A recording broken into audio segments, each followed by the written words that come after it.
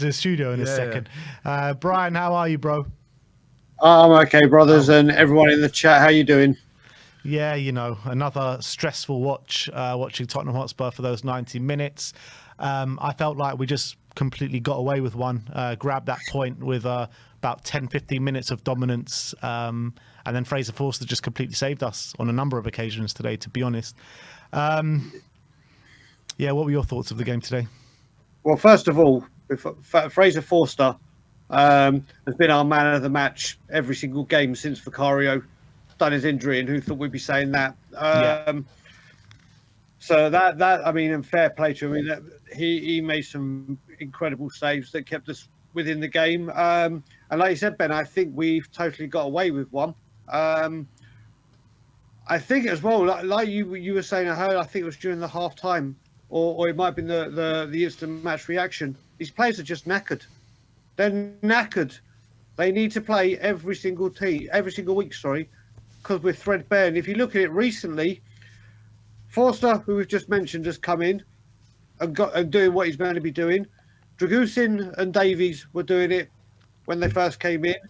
Archie Gray, who was nervous at the beginning but grew into the game, and then Bergvall when he came in.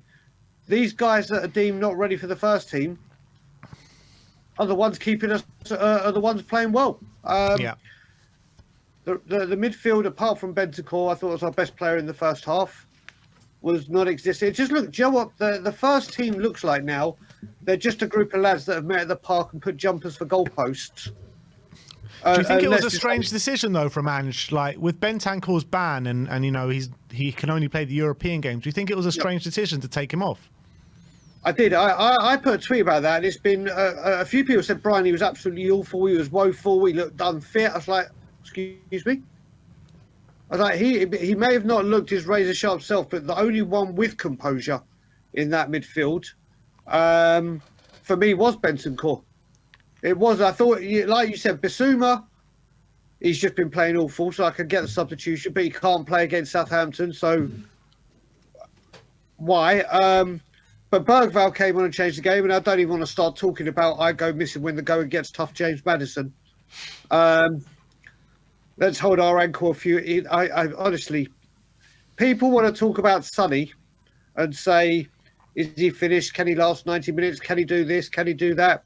And it's a really good discussion and debate to have, because as I've said, Ben, and I've said for years when I've come on this channel, Tottenham Hotspur players are overplayed and undervalued. Physically, I mean. I've said this for years when I come on here. Sonny is that. James Maddison is not as good as we all thought he was. Yeah, correct. It's plain and simple. When he's on fire, he's incredible. But when he's not, he goes missing, or he's rolling on the floor, or whatever. And we need a creator. He is the creator. And God bless Kulusevski, because without him this season, by a country mile, our player of the year, I don't know where we'd be. You know what, with Kulusevski, when he came on, I thought he was really quiet, and I thought he was poor. He couldn't hold on to the ball. But then when he scored, I think something just kind of clicked in him, didn't he? And then he just started creating chances, and he was that kind of driving force, wasn't he? He was, Ben, but Jordan is as well. When he comes on, you just know that work rate is going up tenfold. True. The commitment, the desire to get the ball, the desire to run forward, the hold-up play, everything. As soon as he comes on, or is on, sorry, you know that part of the team is going to be sorted because he's there.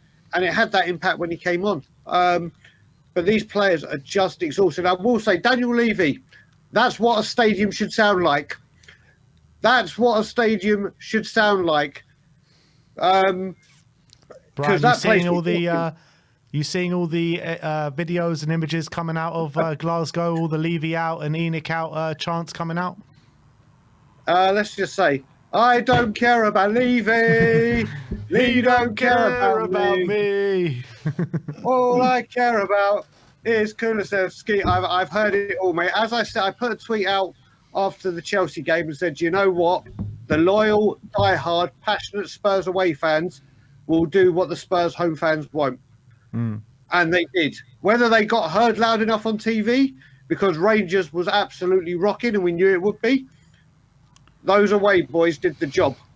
Those away boys did what they said they would, and fair play to them once again. Because even the performance, mate, the performance was poor, wasn't it? Yeah, shocking. Yeah, 100%. I mean, it really was.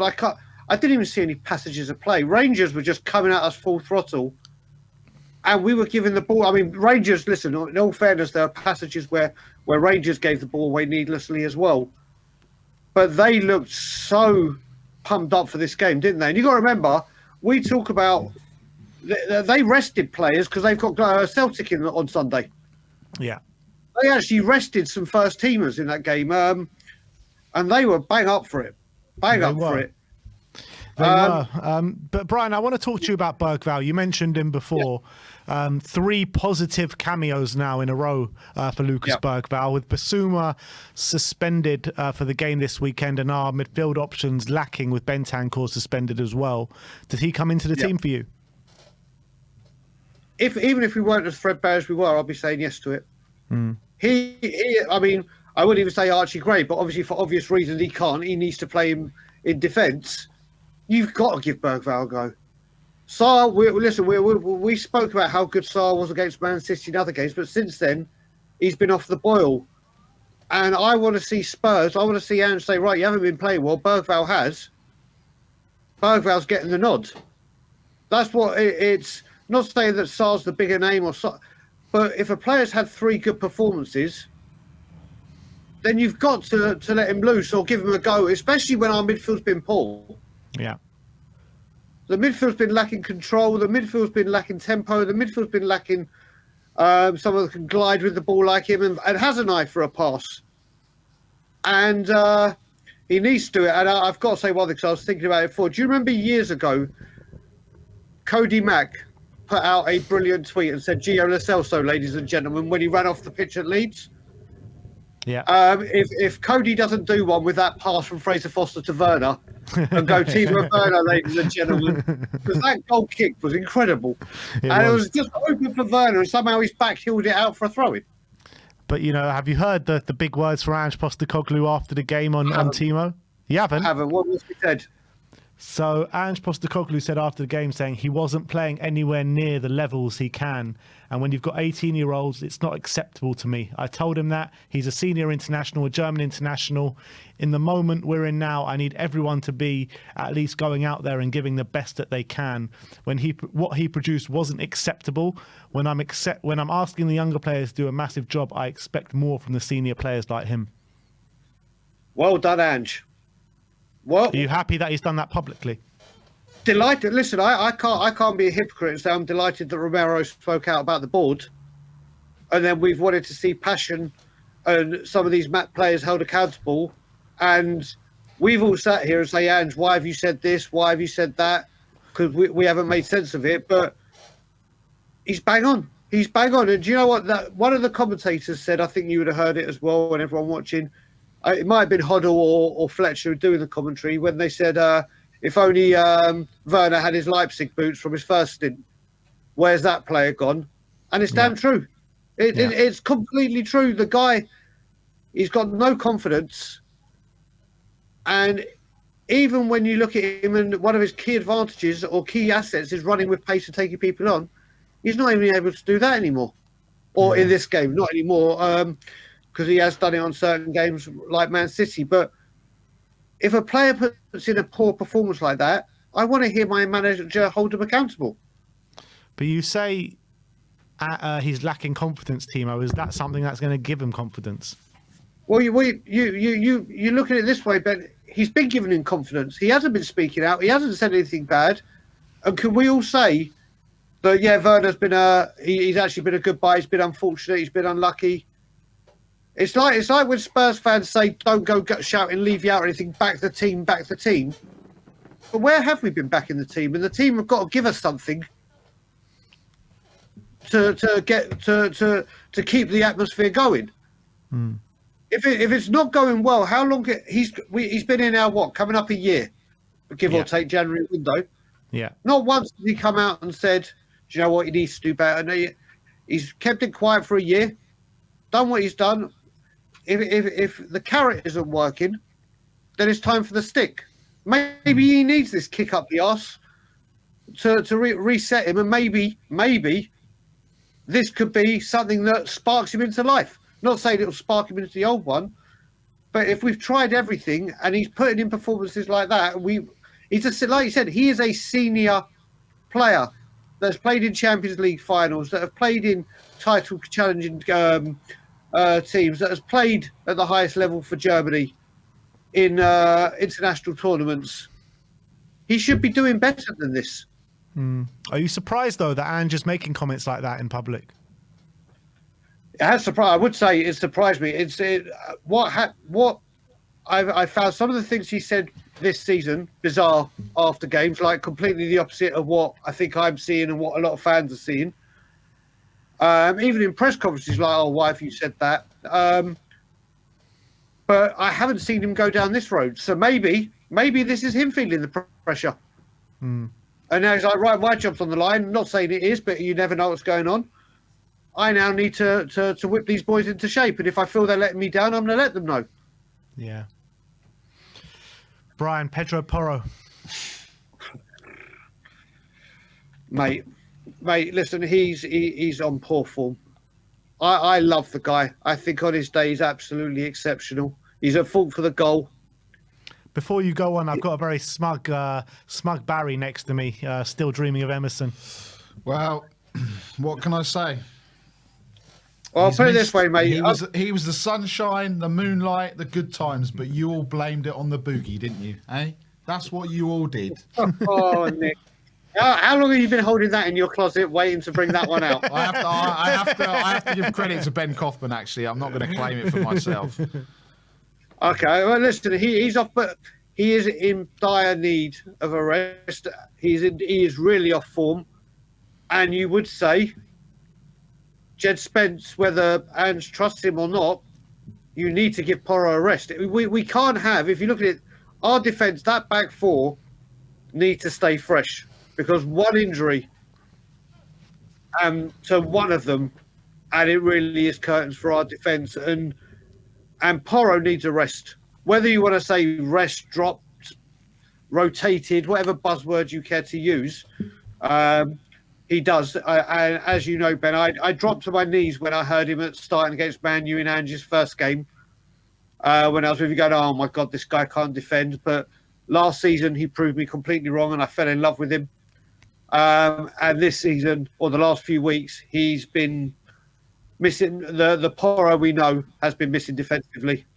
Massively. And I just feel like his decision making is just all over the shop as well. He's just panics on the ball, picks out the wrong passes. He's hoofing the ball up to no one. I mean, I don't really know what Pedro's doing at the moment. And I don't think it's just this run of games. I think this run of games has been particularly poor, but I think he's had a poor season overall, to be honest. You know, that's just my take on it. But Archie Gray, you know, came in, had a really good game today. Does that alleviate your fears a bit about the centre-back situation? Are you happy to see Archie Gray coming in? Well, look, Archie's the only choice. And when we signed him, I came on and spoke with you and Ben and said I'm delighted with the signing. I think he's going to be a fantastic midfielder in the future. He looked ropey to begin with. He gave the ball away a couple of times, but he did grow into that game. When you're having this back line and we haven't got Van der Ven's pace and we're still pushing up that high, you're going to get caught out. You are going to get caught out no matter what. I think he grew into the game, and I think he deserves credit for today. I think he does played in that position, striking out that partnership with Dragusin, who again stood well and was really crucial, and made some very good tackles and interceptions. But for a brand new centre-back pairing that's going to have to go the distance for a while, it looked fairly comfortable. It was the midfield that was getting let like normal. It was the midfield getting through to the defence too easy, wasn't it? Yeah, absolutely. It was a non-existent midfield. That's what it was today. And exactly. Bissouma ain't doing himself any favours at the moment, is he? No. Well, he was suspended this time last year, wasn't he, when he got the red card against Forest? Maybe a rest will do him good, but he needs to listen. A lot of the senior players need to buck their ideas up and help these youngsters. A lot of these senior players need a rest, but we can't. And when we do rotate them and kind of find the solutions, we're putting them in positions where they're not comfortable and we're not getting the best out of them. So Ange has got to find solutions because good games are coming every single 3 days, 4 days now, and we now go away to Southampton. Do you think Ange was what he said about to Timo and called him out after press conference? Do you think he was having a similar conversation with Porro after the game, but just wasn't going to call him out because? Yeah, I don't know if you saw that, Brian. Ange was having quite a serious conversation with Porro afterwards, and Porro looked like he was like, "Yeah, do you know what? Yeah." So maybe that's why Ange called Timo out, because Porro seemed to take it on the chin and be like, "Yeah, do you know what? I need to be better." Maybe Timo had a bit of a sulk, I don't know, and that's why Ange just lost it with him. I will say as well, Nick, I think of that maybe Porro's got a little bit more credit in the bank than Werner. So it was just 100%. So what I'm saying is maybe that's why it was just a talking on the pitch and not a media going mad.